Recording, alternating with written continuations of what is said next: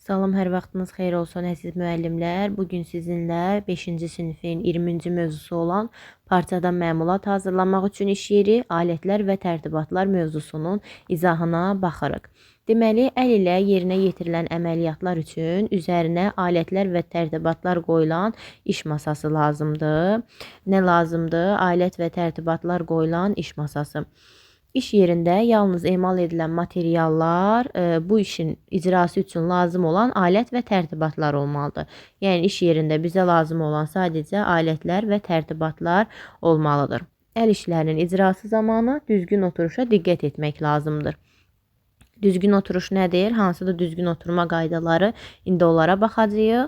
Deməli, gövdənin düzgün olmayan vəziyyəti yorğunluğa səbəb olur, iş qabiliyyətini aşağı salır, həmçinin belin bükülməsinə, onurğa sütununun əyilməsinə, görmə qabiliyyətinin zədələnməsinə deməli gətirib çıxardır, baş ağrılarına gətirib çıxarır.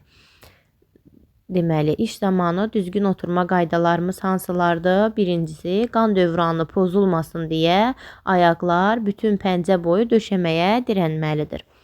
Gövdənin düzgün və ya biraz irəli əyərək oturmaq lazımdır. Ya düz oturmalıyıq, ya da biraz irəli əyilərək. Baş biraz qabağa əyilməlidir. Sinəni masaya dirəmək olmaz. Qollar dirsəklərdən bükülü olmalıdır.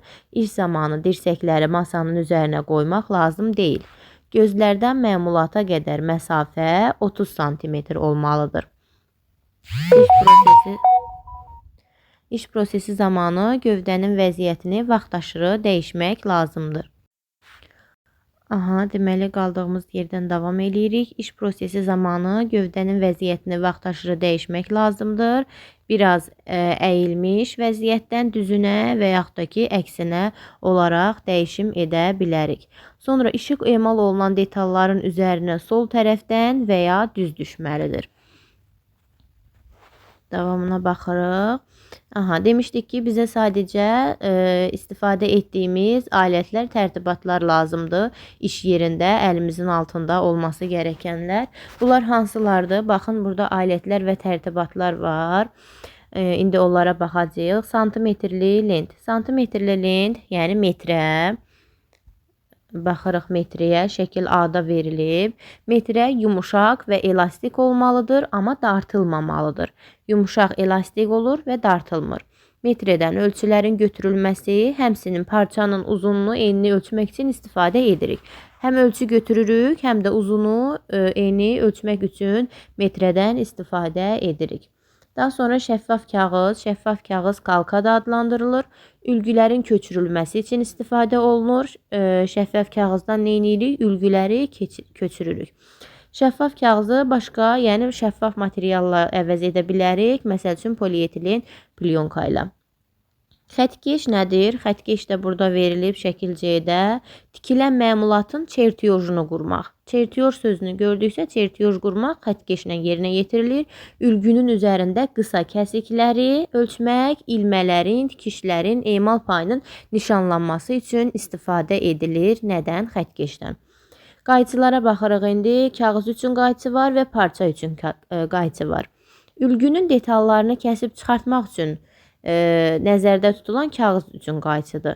Parçadan isə tərifində də var, yəni parçadan tikiş məmulatının biçilməsi üçün nəzərdə tutulur. Bu parça üçün qayçı və yaxud da ki, dərzi qayçısı deyə də qeyd oluna bilər suallarda.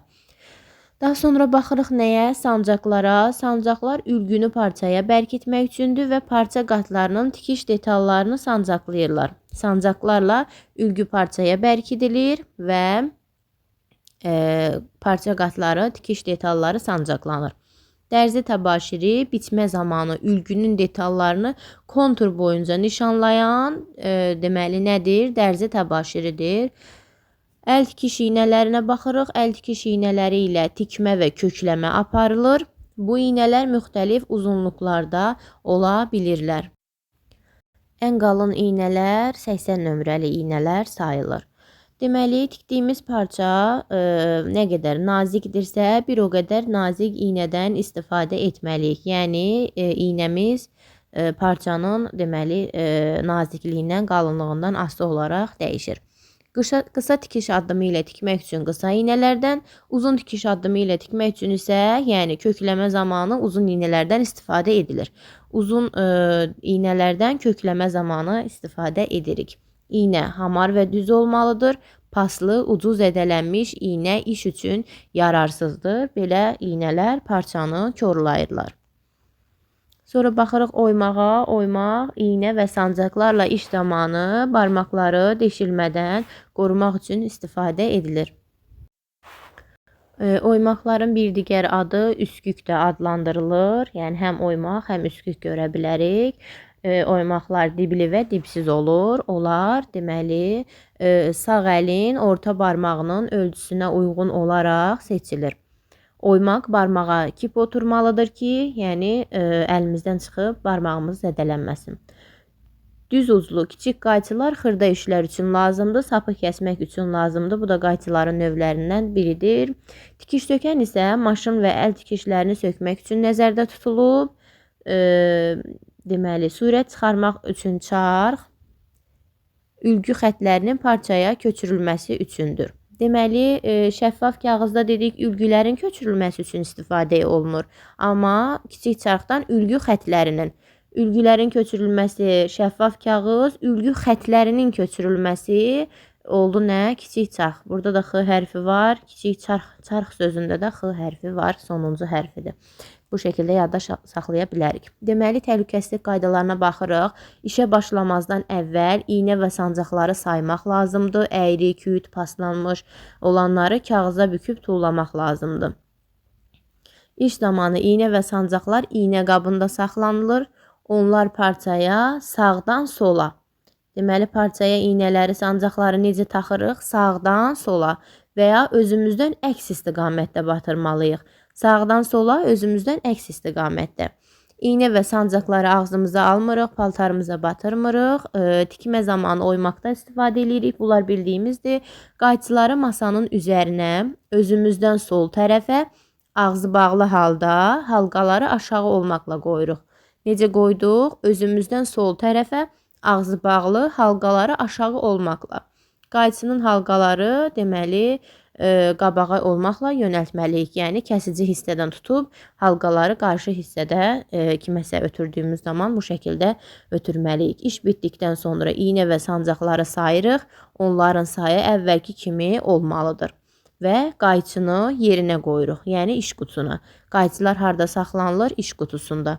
Baxın, burada üstündən xətt çəkdik. Qayçılar iş qutusunda saxlanılır. Deməli, bu dərsimiz bu qədər. Bir də baxırıq nəyə? Digər mövzumuz olan 21-ci mövzumuza ülgünün hazırlanması və parçanın biçilməsi texnologiyalarına. Məmulatı tikməzdən əvvəl onun bütün detallarının ülgüsünü hazırlayırlar. Ülgü hazırlamaq sadəcə parçaya xas olan bir xüsusiyyət deyil. Yəni, bu taxtada, metalda fərqi yoxdur. Hər hansı bir məmulat hazırlamazdan əvvəl ilk öncə onun ülgüsü hazırlanır, həmçinin də parçada.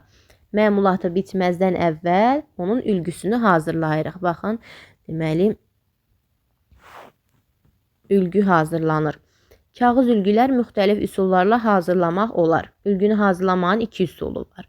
Deməli, birinci üsula baxırıq. Düzbucaqlı və ya başqa sadə quruluşlu detalları damalı kağızda, xəttkeşdə sadə karandaşın köməyi ilə əvvəlcədən götürülmüş ölçülər üzrə çəkirlər. Birincisi, əvvəlcədən götürülmüş ölçülərlə hazırlanır. İkincisi isə hazır olur. Yəni, moda jurnallarında ülgülər öz həqiqi ölçülərindən əlavə vərəqlərdə verilir. Bu ülgülərin sürətini çıxardır, şəffaf kağıza karandaş ilə köçürür və yalnız bundan sonra çəkirlər. Birinci ülgülər əvvəlcədən götürülmüş ölçülər üzrə çəkilir. Birincinə biz çəkirik, ikincisi isə bizə hazır şəkildə verir və onu köçürmə kağızı vasitəsilə köçürüb, ondan sonra deməli, digər prosesləri yerinə yetiririk. Baxın, şəkil 1-də var, hazır ülgü verilib və onun surətini, yəni şəkli çıxardılır. Bəs ülgüləri hazırladıq. Bəs parçanı necə biçirik? Parçanı biçmək üçün ilk öncə buğa vermə prosesi həyata keçiririk. Yəni, biçməzdən əvvəl. Parçanı biçməzdən əvvəl aparılan nə misli emal nə oldu? Buğa vermə prosesi oldu. Hazır məmulat birinci yumadan sonra kiçilməsin deyə pambıq və kətan parçalar. Burada üstünə xətt çəkmişəm onun. Deməli, pambıq və kətan parçalar biçilmədən əvvəl yuyulur, qurudulur və yaxşı ütülənir. Deməli, hazır məmulat kiçilməsin deyə onu biçməzdən əvvəl buğa veririk. Daha sonra keçirik kəsiklərin düzəldilməsinə. Əvvəlcə parça əyri kəsilibsə, deməli biçmədən qabaq kəsiklərini düzəltmək lazımdır. Parçanın əyri tərəfindən kəsik boyu sapın birini çıxarıb, onun izi ilə parça zolağını kəsirik. Əgər biz kəsiklərin düzəldilməsi prosesini yerinə yetirmək istəyiriksə, əyri tərəfdən bir sap çıxardırıq, yəni kəsik boyu bir sap və onun izi ilə bütün parçamızın zolağını kəsirik. Əyriliyin aradan qaldırmasında isə kəsikləri düzəldəndən sonra əyriliyin aradan qaldırmasına keçirik. Yəni kəsikləri düzəldilmiş parçanın üst tərəfi içəri olmaqla, üzü içəri olmaqla kənarları üst-üstə qoyub 2 qat qatlayırıq. Bundan sonra uclarından tutub diaqonallar üzrə dartırıq. Birinci buğa verdik, sonra kəsiklərini düzəltdik. Kəsiklərini düzəldəndən sonra əyriliyi aradan qaldırmaq üçün parçamızın üst tərəfi içəri olmaqla kənarları üst-üstə qoyub 2-yə qatladıq və uclarından tutub diaqonallar üzrə dartdıq. Bu da oldu əyriliyin aradan qaldırması. Kənarların kəsilməsi isə parçanın kənarlarında cod yerlər olur. Bu codluqların kəsilməsi, deməli, parçanı biçmədən əvvəl onu kəsirlər, kənarlarda olan codluqları.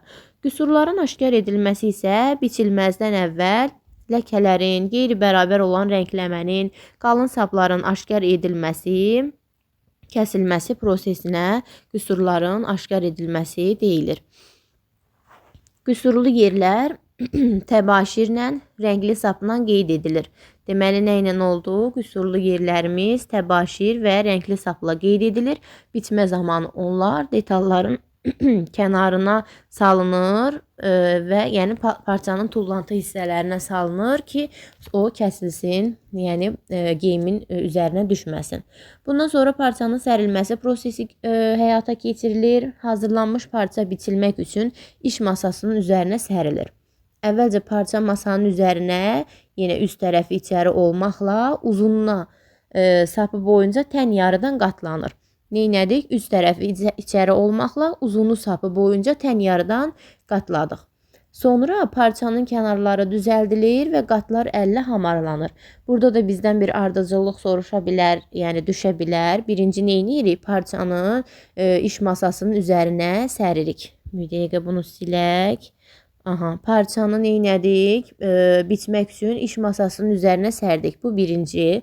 Daha sonra üst tərəfi içəri olmaqla uzunlu sap boyunca tən yarıya qatladıq. Bu ikinci. Bundan sonra isə parçanın kənarları düzəldilir, üz və əllə hamarlanır. Bu da bizim ardıcıllığımız ola bilər. Ülgülərin yerləşdirilməsi isə geyilərkən məmulatın dartılmaması, formasını itirilməməsi üçün ülgünü parçaya yerləşdirdikdə fikir vermək lazımdır ki, parçanın uzunu boyu sapın istiqaməti ilə ülgüdə olan oxların istiqaməti üst-üstə düşsün. Baxın, burada da demişdik, axı uzunu boyu qatlayırıq. Hər iki deməli, həm parçanın sərilməsində, həm də əyriliyin aradan qaldırılmasında onu uzunu boyu deməli saplarından istifadə edirdik. Ona görə də biz diqqət eləməliyik ki, oxların istiqaməti ilə parçanın uzunu boyu sapının istiqaməti üst-üstə düşsün. Yəni bunu tamamlayandan sonra parça, deməli, ülgü detalları parçanın üzərinə bərkidilir, sancaqlarla bərkidilir. Ülgülərin təbaşirlə nişanlanması tikişlər üçün emal payı. Deməli, biçmə zamanı ülgü detallarının konturlarını tikişlər üçün emal payını xəttkeş və dərzi təbaşiri ilə dəqiq nişanlayırıq. Nədən istifadə elədik nişanlama üçün? Xəttkeş və dərzi təbaşirindən. Detalların kəsiklərini uyğunlaşdırdıqdan sonra deməli neyləyirik? Üst-üstə düşəcəyindən əmin olduqdan sonra biz prosesimizi yerinə yetiririk. Tikiş məmulatlarının detallarının biçilməsi, Biçilmə nədir? Detalın dərzi qayçısı ilə tikişlərin emal paylarının nişanlanmış konturlar üzrə kəsilməsidir. Yəni biçilmə nə oldu dedik? Dərzi qayçısı ilə bizim nişanlanmış kontur üzrə kəsdiyimiz, yəni yer biçilmə adlandırdı. Detalları tikişlərinin emal payını nəzərə alaraq biçirlər. Nə ilə? Tikişlərin emal payı. Yəni emal payı qoymaq lazımdır ki, tikmə zamanı hər hansı bir yanlışa yol verdiyimiz zaman, yəni oradan emal payını kəsib çıxara bilək. Daha sonra burada bir hissədə qaldı. Nə? Tikiş üçün emal payının miqdarı tikişin təyinatından, növündən və məmulatın emal edilən kəsiyin süzülməsindən asılıdır. Emal payının miqdarı nədən asılı oldu? Tikişin təyinatı, növü və məmulatın emal edilən kəsiyin süzülməsi. 3 dənə cəhət oldu. Tikişin təyinatı, tikişin növü, məmulatın emal edilən kəsiyin süzülməsindən. Bu mövzumuz da bu qədər.